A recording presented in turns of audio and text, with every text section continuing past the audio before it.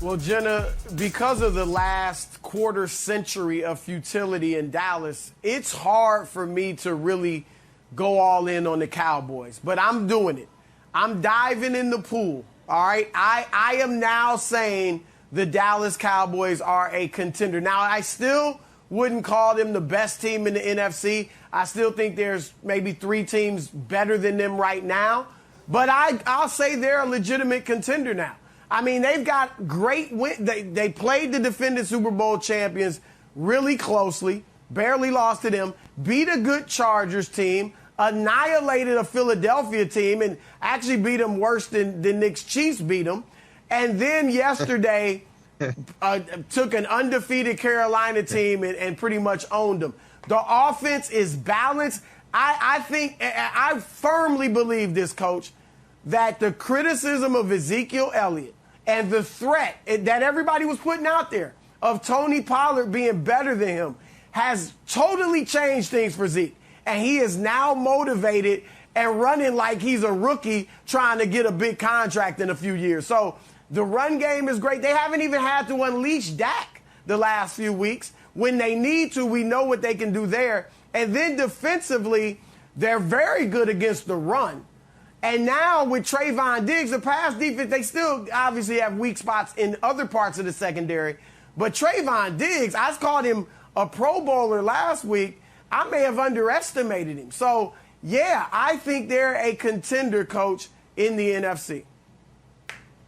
Well, Chris, when you look at the game plan, it's interesting that if you give Zeke the ball 20 times since 2018, they're 13-5. When it's all about letting Dak throw the ball and you know, what is it? Now we're going to let Dak cook and Dak whatever it is. There's a consistent formula in Dallas that wins, and they follow that formula, and suddenly they win.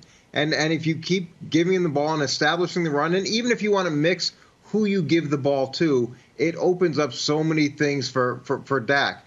And it was interesting watching Dak's press conference.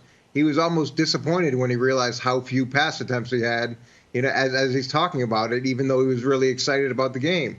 But this is the way that Dallas needs to go. And with that young defense, there are positive things that are happening, but running the ball and controlling time of possession really helps them too.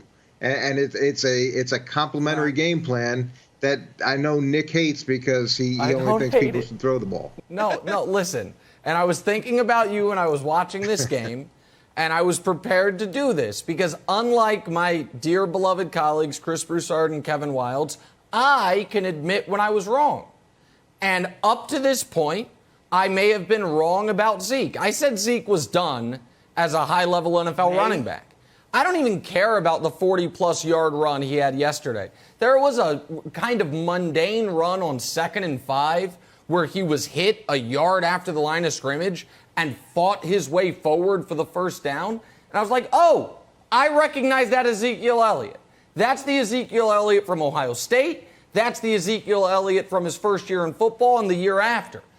This Cowboys team, to me, is clearly the best team since 2016, Dak's rookie year, and that team that year could have gone to the Super Bowl. They were 13-3, they had home field advantage, and they lost in the playoffs on a last-second Mason Crosby field goal after one of the best throws of Aaron Rodgers' career, that throw on the sideline to the tight end that I still don't know how he made it and how that play ended up being converted.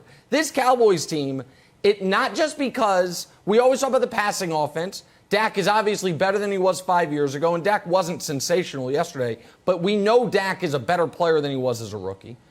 The running core, Zeke plus Pollard, even if Zeke isn't as good as he was as a rookie, if he's anything close to what he was yesterday, you're going to have a balanced offense, which I'm fine with if you have the pieces, Coach, to balance it.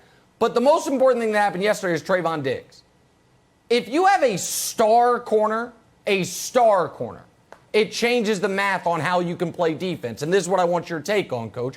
And I don't want to overreact, but it wasn't just the 2 picks. It's the pass breakups. That pick is one thing. The second pick was even better. It's that you saw some of this from him as a rookie, and that's such a tough position to play as a rookie. DeMarcus Lawrence isn't even playing yet, and they're getting a pass rush. Coach, if you have a great corner, I feel like it tilts the math as far as personnel in your favor so much defensively. And if Trayvon Diggs is a great corner, and he looks like a great corner, he's 6'2", he's big, he's strong, he seemingly does a little bit of everything. I think all of a sudden the Cowboys can go from, okay, can the defense be average, to can the defense be above average, to almost good. And if it's that, plus what we know the offense can do, this is unquestionably a contending team in the NFC. Well, having a great corner is a fantastic tool because of what you can do with the rest of the defense. If you can either match him up on the other team's best player or put him on one side of the field and push the coverage, push the safeties to the other side of the field, that does give you a lot of flexibility defensively. We need to hold off on tagging him as great. There's a lot of really good things. Some of this comes down to Sam Darnold and questions going into the game as to how well he could perform without McCaffrey against the 30th ranked pass offense. Sure. And he did provide some opportunities. So as we look at the performance in the passing game and with him in particular, there's a little bit of an asterisk because we're also trying to figure out whether or not Sam Darnold is the Jets version of Sam Darnold or Sam Darnold is the new and improved version of Sam Darnold. There are a ton of encouraging things defensively from Dallas, but there's a lot of work to go, and you have to protect that defense and not get caught up with no huddle and short or extending games through passing it a million times. You got to protect those guys as they're emerging. All right, I just quickly wanted to say this. Nick, that was cute what you said, but I can't let you get away with that, all right? You softened your past criticism of Ezekiel Elliott way too much for us to just let that go, all right? I said he and Pollard were thunder and lightning. And you said, oh, thunder and lightning. More like a distant, quiet rumble in the wilderness, some way far off land. That's what you call Zeke. You said he was washed. You didn't say he may not be what he used to be. So I can't let you sit up here in front of America on a Monday morning and just get away with that. Washed I just seems can't let you get strong. away with that. It doesn't sound like something I would say. Listen, but Zeke, here's what I'm not going to do just quickly.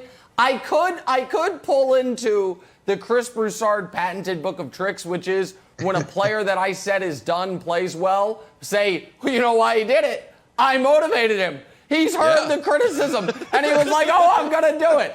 I don't believe that to be the case. That's a good I just bag. think, listen, I might have sold Zeke. I might have sold my Zeke stock too early. We'll see. I'd like to see him do it more. But there were some powerful runs yesterday that reminded me of a young Zeke. And when you have that, plus Dak, plus the receiving core, and the defense, which looks really good all of a sudden, Jenna, this is the best Cowboys team since 2016, and that year they were 13-3. Thanks for watching. Subscribe here to get the latest from the show. Also, be sure to check out more of the best clips from First Things First, or go watch a few segments from our other shows on FS1.